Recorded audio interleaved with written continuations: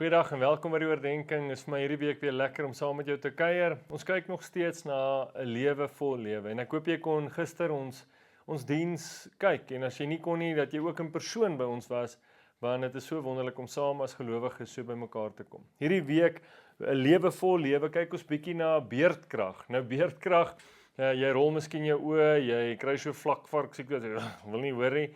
Wat ook al, want beerdkrag is deel van ons lewe, ongelukkig. Het nie mens ooit dit kon dink nie. En in beerdkrag, ja, dink ek gaan vinnig weg nie, maar daar's 'n klomp goed wat ons hier uit kan leer. En daar's klomp vrae wat ons altyd vra. Ek bedoel, iets wat outomaties kom, is my batterye gelaai? Hoe lank gaan my rekenaar hou? Wanneer gaan dit af? Wat se backup plan het ek? Vir ons by die gemeente is dit 'n konstante gesprek. Hoor jy, is die groot generators vol? Gaan dit inskop? Skop dit outomaties in? Is daar iets geskeduleer? Dis iets wat ons die heeltyd vra vir mekaar en is die heeltyd in ons gesprekke. Hierdie is 'n wonderlike geleentheid om dieselfde vraag vir jouself te vra. Hoe lyk my battery? Persoonlik, fisies, is my liggaam gelaai? Het ek hom herlaai? Gaan ek hom laai? Wanneer gaan ek hom herlaai? Al hierdie tipe dinge, waar kry ek my krag? Nou ons weet die kerk antwoord is, ek kry my krag by die Here, wat absoluut waar is, maar doen nie dit werklik. Is ek en jy werklik besig om hierdie te doen? Ek dink soveel keer gaan die mensdom, en kom ons praat nou maar Christene net in autopilot. Ons gaan deur die goed, lees in die oggend 'n stukkie, gaan deur die dag, vanaand slaap 'n bietjie, môre 'n stukkie, so gaan ons aan Sondag 'n bietjie langer, maar ons herlaai nie werklik goed nie. Ons is nie werklik ingekonnekteer nie. Ons is ook op hierdie beerdkrag. My en jou hele lewe gaan oor krag, identiteit, oor moed, inspirasie, oor hoop, oor liefde, maar dit alles moet iewers 'n bron van krag hê waaruit dit kom. En hierdie solar lewe waarin ons gewoond raak in ons alledaagse lewe, moet ook in ons geestelike lewe gebeur. En hoe ek en jy dit kan doen, is om in te prop by God, om te konnekteer met ons Vader, ons Skepper, met Jesus Christus, met die Heilige Gees, om bewus te wees, soos ek vanaand my selfoon inprop, sodat dit kan laai deur die nag, of soos ek my rekenaar inprop, sodat hy deur die dag kan krag hê, of wat dit ook al is, so moet ek en jy. Natuurlik, miskien as jy miskien werk jy in 'n hospitaal, of jy ken iemand in die hospitaal, ken ek hoe belangrik dit is, dat daardie hart-long masjien ingekoppel bly, want jy weet jou lewe hang daarvan af. En dis maar hoe ek en jy ook moet dink oor ons geestelike lewe. Is ek en jy ingeprop in die een wat ons hart, ons longe, ons lewe aan die gang. Nou hoor net hierdie gedeelte in Jesaja 40 en 'n nuwe dag vir my en jou, 'n begin van 'n nuwe week, maar hier's ook nuwe krag. Jesaja 40 vers 27. Waarom sê dan Jakob? Waarom kla jy Israel? Die Here sien nie raak wat van my word nie. My reg gaan by my God verby. Weet jy dan nie, en het jy nog nie gehoor nie? Die Here is die ewige God, skepper van die hele aarde. Hy word nie moeg nie en hy raak nie afgemat nie, en sy insig is ondeurgrondelik. Hy gee die vermoeides krag, hy versterk die wat nie meer kan nie.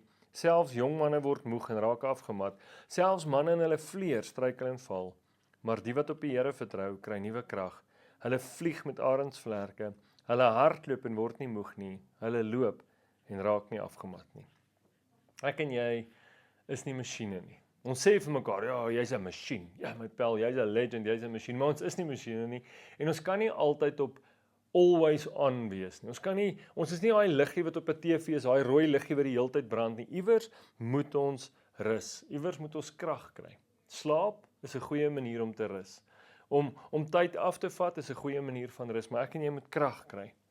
Die vraag vandag is, hoe pak jy verhouding met God aan? As jy net op autopilot en ja, Here, dankie, ek weet jy is daar, of gaan rus jy werklik by hom en in hom? Kry jy weer nuwe krag by hom?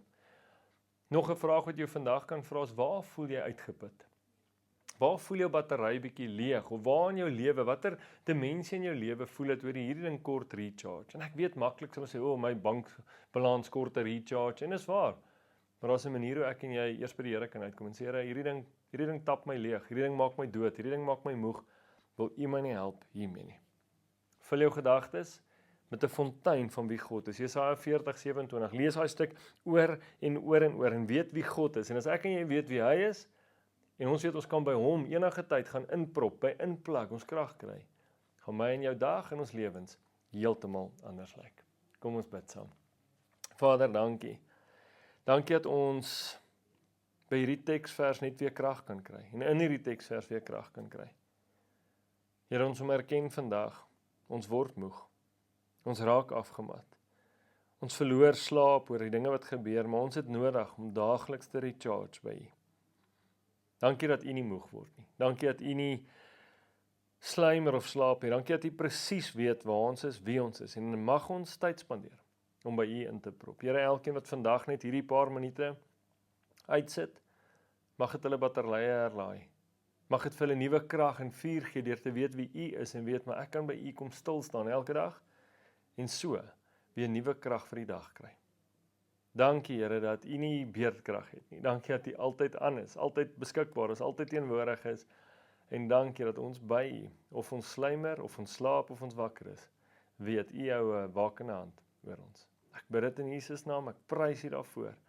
En mag die wat hierna luister vandag weer nuwe krag kry. Ek bid dit in Jesus naam. Amen. 'n Lekker dag vol krag vir elkeen van julle. Totsiens.